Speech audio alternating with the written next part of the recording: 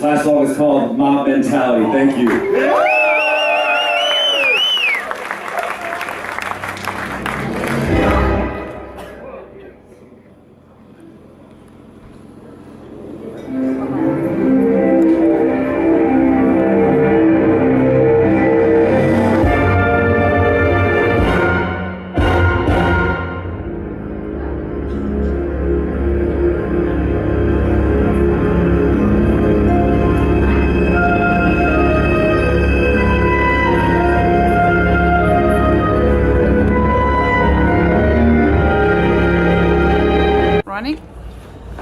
Hello.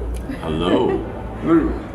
So we are coming from two different magazines. I'm coming from the blackplanet.org. It's a Portuguese-based magazine that covers lots of events in Portugal and abroad.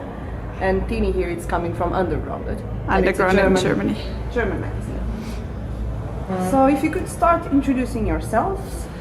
My name is Ben, and I play drums in the band Earthside. I'm Jamie. I play guitar in the band Earthside. Together we are one half of the band Earthside. The better half, I'd say. That's good. So how would you describe your quite early band or young band? Like the group we were before Earthside? I think you're asking because you know that this is our debut album. Is that what you're Yes. wondering? Well, so that's the thing. It's deceiving. So 3 out of the 4 of us, Ben, and then our keyboardist Frank, who's off screen over yonder, and I, the 3 of us have actually known each other for a long time, and we're in a previous band together and sort of developed that musical chemistry together, and I think have played a large role in each other's development as far as our tastes, being driven to improve ourselves, explore new territory musically. That band was all instrumental, which therefore there's still elements of that band's lineage in our own. And then, since then, we've grown quite comfortable with. Let's put this on vibrate, shall we? We've grown quite comfortable, composing music that's all instrumental. But we also enjoy, being able to write songs, having the freedom to write songs with vocals as well. So, but none of us are the singer we wanted, so that ties into what we talked about yesterday with, having guest vocalists of our choosing whenever we so desire. Are you still happy? Let's go back to that question from yesterday. You can repeat the answer. Want to repeat it again? Yes. Just so we have the same background? Yeah, and the official. Yeah. So yesterday we were asked at our show in Den Bosch, why the screen, and why not either have a full-time singer in our band, Or invited speakers. or why not have a singer who just appears live, which actually you were a proponent of doing it that way, and we may do it at some point, have a singer who appears live. My explanation in a much more condensed version from yesterday is, as far as why I got the singers on the record, we wrote the songs first, and we wanted each of those songs had very different vocals that whether it was different emotions that needed to be expressed, different registers, so there wouldn't be one singer who was the right fit to fulfill our vision for each of those songs. And for the same reasons, then having one live vocalist would be tricky, but live it's a little less dissected. So the other reason is so that somebody who sees our show and has never heard of us, because we're still an up-and-coming band, that if they were to see us live and see us with that singer, unless they know our story ahead of time, they're going to think that's our lead singer. They're not going to know these singers are on our record. So we felt like this was the most honest way early on to present what we're doing. And it doesn't mean we'll always stick with that, but felt the most consistent. Do you want to add to that? Yeah, I think also we're just such vehement idealists that we always pretty much prioritize the idea above everything else, whether that is a vocal line or getting this crazy ensemble to work with us, or doing writing a song in a really unusual way.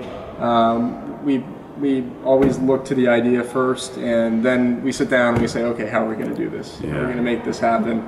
And some of that can be pretty tricky. But yeah, we felt that this way was, it kind of tied into our idea of taking a different approach to a live show that isn't just like a standard rock concert. It's something that really envelops the audience and absorbs them into our world, and just feels like a cohesive, moving experience. And when we headline a show, I mean, there's also more time for us to, show what we have as these interludes between songs. So it ends up kind of feeling, we describe our music as cinematic rock, right? So in English, we, cinema, film. So we view our music as having a film score-like quality. So we want that visual on screen, whether it's the singer or, other components that are more plot-oriented or more mood-oriented. We feel like that adds to that genre description, creating that aesthetic of a band as a cinematic rock band, having some visual component that we're almost there scoring and supporting, that there's kind of a symbiotic relationship between what we're doing musically and the visuals as far as what you should focus on. That said, we're not just statuesque, hidden there. We're bringing the score live,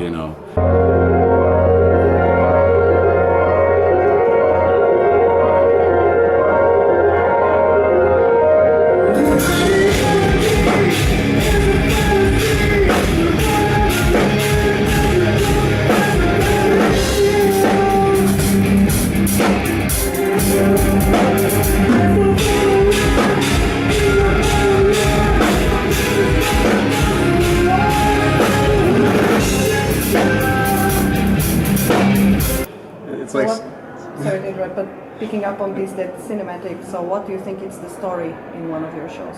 Or do you think there is some story to tell? I don't think there's any... or what do you want to transmit?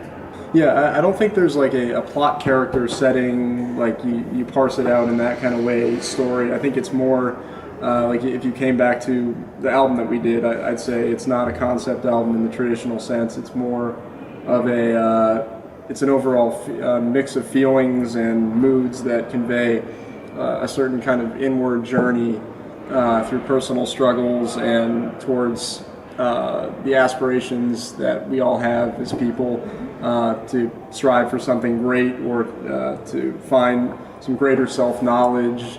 And it's something that is general enough, I think, that you don't need like the spark notes on the side to say this happens in chapter 1. It's kind of as you're going through it, and you're feeling those experiences, and you're feeling the different moods and atmospheres of each track. And I think we want to carry that over to the live experience and have those kinds of soaring highs and those kinds of really kind of going for the gut, or like hit you in the gut, not going for the gut, kind of thuds and kind of peaks and valleys.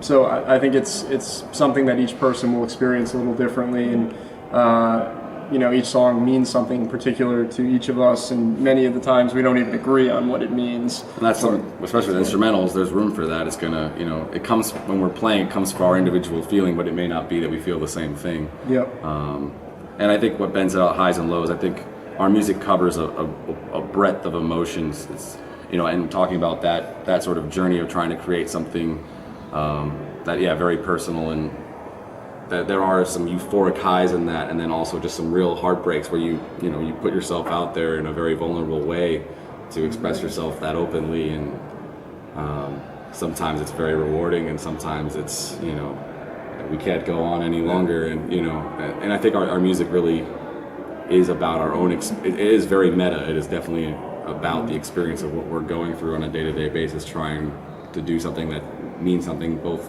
to us as individuals, us collectively, that we can feel proud of doing together, and mean something to the people we meet along the way, and hope that it has an impact on their lives as well.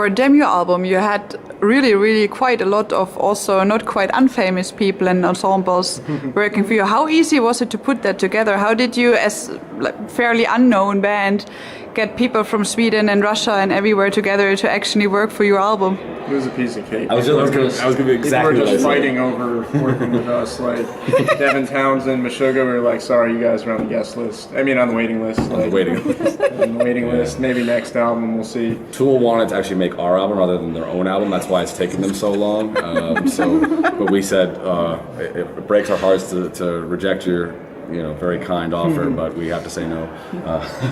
I think it was different for each case. We knew that we wanted to. A big part of this project is collaboration. I think one thing that we kind of agree is kind of an underused asset in rock or progressive or metal music is the idea of collaboration. There's so much competition of like who's in your scene and who are you going up against for this opportunity, and maybe some of that is inevitable, but I don't think it's the right way at all to look at things. I think we are such a kind of niche group that if we're not working together and we're not trying to actively collaborate and make the best music we can and do the best we can, then I think we're selling ourselves short, and we're not giving people the best products we possibly can. So I think we really wanted to create a diverse record, and we wanted to have the tools in place to put that forth and work with the exact singers and the exact instrumentation we wanted. And I think we've seen that rock and metal over the last 10, 15 years, at least in the mainstream, has kind of been on a descent in terms of popularity. And then you see, over the last 20 years, hip hop has just continued to grow and grow. And you see them always featuring on each other's songs and collaborating as a community. Sometimes there's rivalries, but within each sort of camp, there's this community of artists who work together. And I think it's exciting to see what different people and different combinations do together. It's kind of just like different people jamming together. What would this combination of people come up with? Sometimes it works and sometimes it doesn't, but it's a fun experiment, and it creates a novel experience that I think is rewarding. And so I think we wanted to bring more of that kind of communal energy into it. To answer your question directly, though, it was challenging, and I think it involved a lot of persistence, especially kind of proving yourself as an untested industry entity. But I think in each case we didn't let that keep us from sending the initial email and trying to forge a relationship with these people that we really deeply respected. And I think Fearing no rejection at all. Yeah, got plenty of rejection, but I think at the end of the day we were able to find common ground with these different artists and find what made them passionate about a certain song and kind of zero in on them, work together with them to make something that really worked. And ultimately it was somebody we always had to believe in for that song, and they had to love the song and want to do it. So it was about finding that marriage, and then also them availability as far as what their touring lives were like, or what their own bands demanded of them, or their own limitations, their own contracts. In some cases it might be like, yeah, you can't appear on somebody else's record because so there were various things we had to either get around or deal with, but it was daunting. But I also think the results make us feel like we feel justified in doing it. So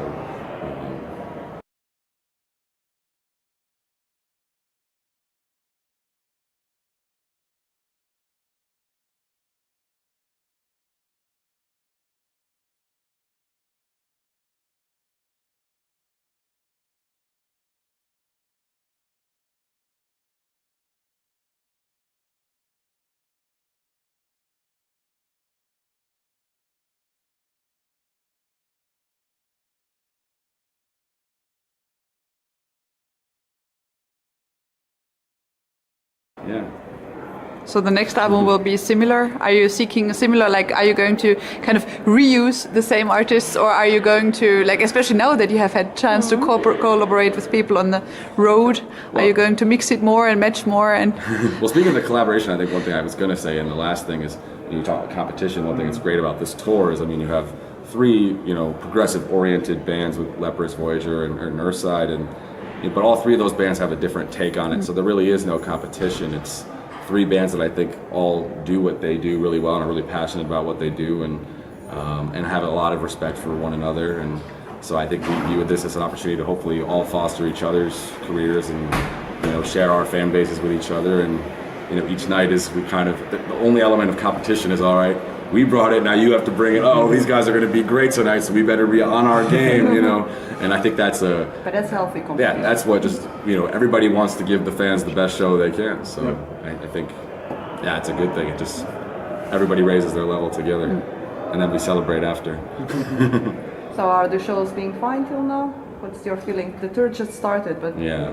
I think it's gone very well overall. I think it can be somewhat of a challenge on the smaller stages. We're all very ambitious with our stage setups. We want, as Jamie said, to give people the best show that we possibly can, and that means kind of adding those other special elements to really make it an engrossing, unique experience. And when you're on a pretty tiny stage and there's a back line, it can get kind of tight, and but for the most part, it looks like the stages are definitely more so in the camp of what we need spatially, and things have gone over very well so far. It's been very well received, and people in Europe bring a lot of passion to the live experience, which is awesome.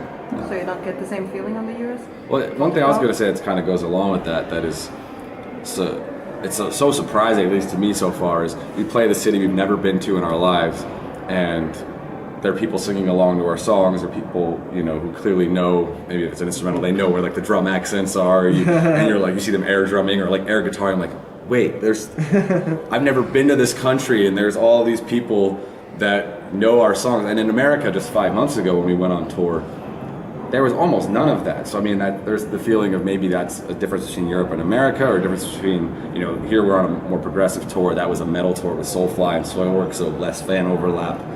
Or maybe just things have, risen that much over the last 5 months, because that was right when our album came out, and now, it's been percolating, so people have been able to hear the songs and kind of know them. So, but that was, shocking to me. I mean, I can't help but, even though we're supposed to be fairly serious, I probably smile ear to ear when I see somebody in the audience like know a fill or know the part or know the lyrics, and I'm just like, all right, I gotta be honest, this is kind of a rock star moment, and I'm excited. Like, how cool is that? And so, and I think that's a good thing. I mean, if you had that dream going in, to be able to actually enjoy it, otherwise all the work and the things that were difficult about it, I don't think would be worth it if you can't then, at least in the moment, take it in and be like, this is pretty damn cool. So the dream is coming true.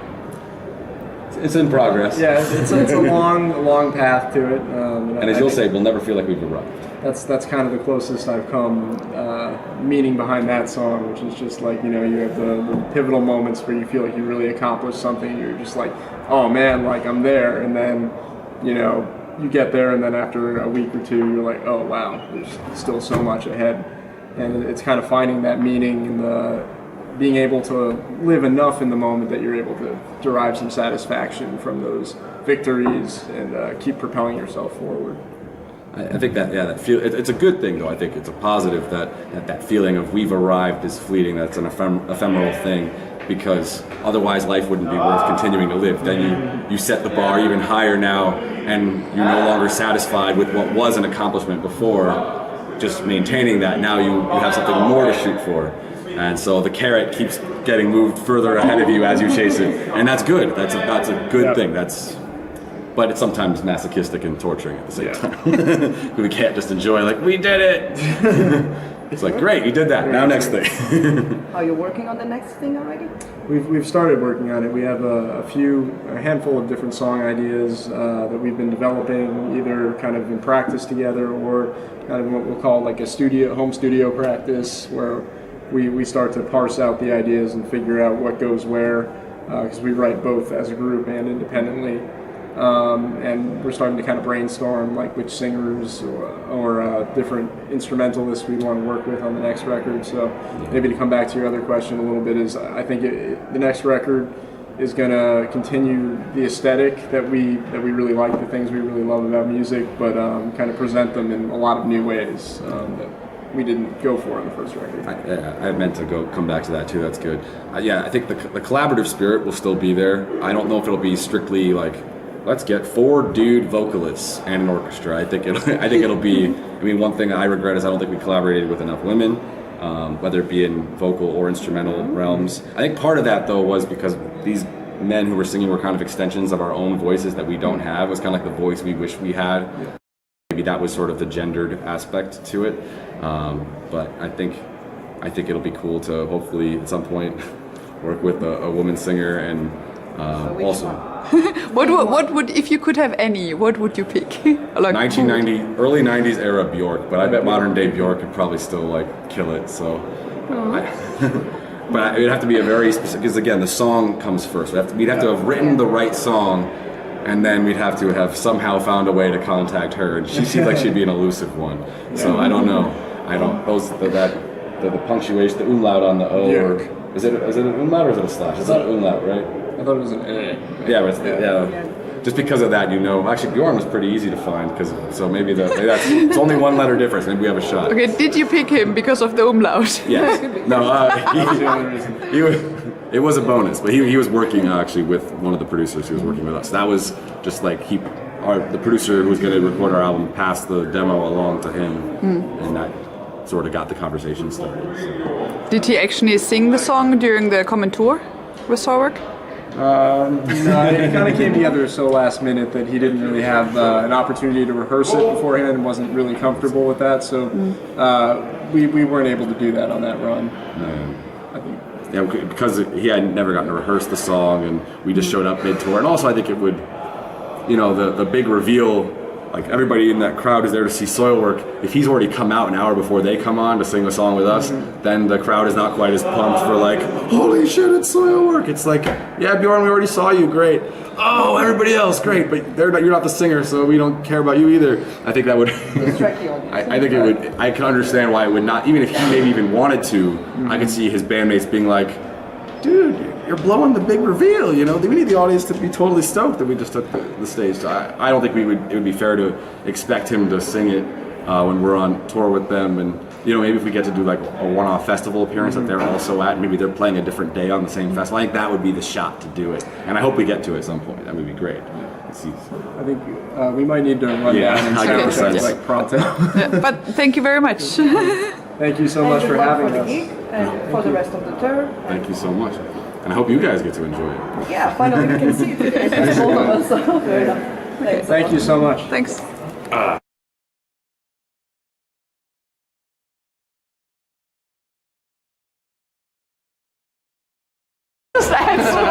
So my answer to this question is, we first of all, like, 3 of the 4 of us have been together as a band since like high school, right? We were in a different band. We played together. We were all instrumental.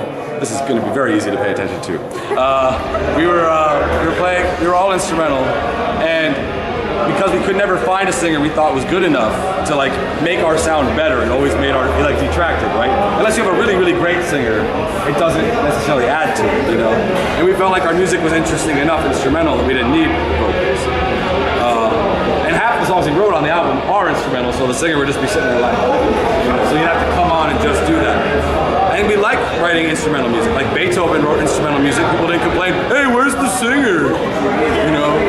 You need a singer to be a rock band, because if you don't have a singer, then you're not a rock band. It's not a song unless you have a singer. People didn't say that, right? Because people back then were what we call sophisticated and patient, and not like, I need something that I can like quote and put on my Facebook profile to latch onto.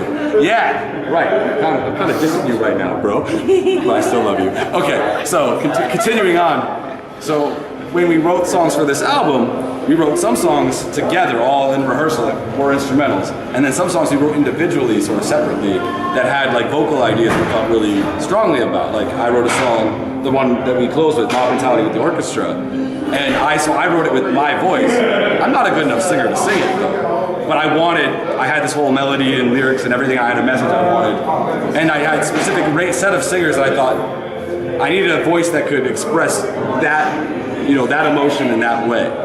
But then we wrote another vocal song that's totally different voice, totally different register. The same person who could hit that song well isn't the person who could hit the other song. It's very, like, for instance, A Dream in Static. Daniel Tompkins has a voice that's like it might as well be a soprano. right? But Lejean has this sort of thicker, soulful voice that's very, very expressive and much deeper.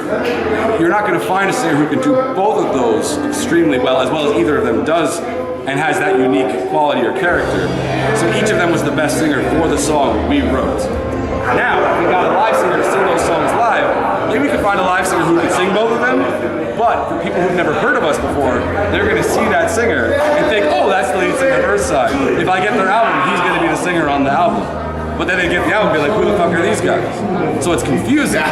So we feel like the most honest way we can showcase how we did things on the album is to show the singers that were on the album, so if they get the CD, they're like, oh, that's the song with Lejean, that's the song with Bjorn, that's the song with Dan, that's the song with Eric, and so on and so forth. Also, we need the video to show the orchestra anyway, so... And that is my rambling, long-winded answer. Awesome.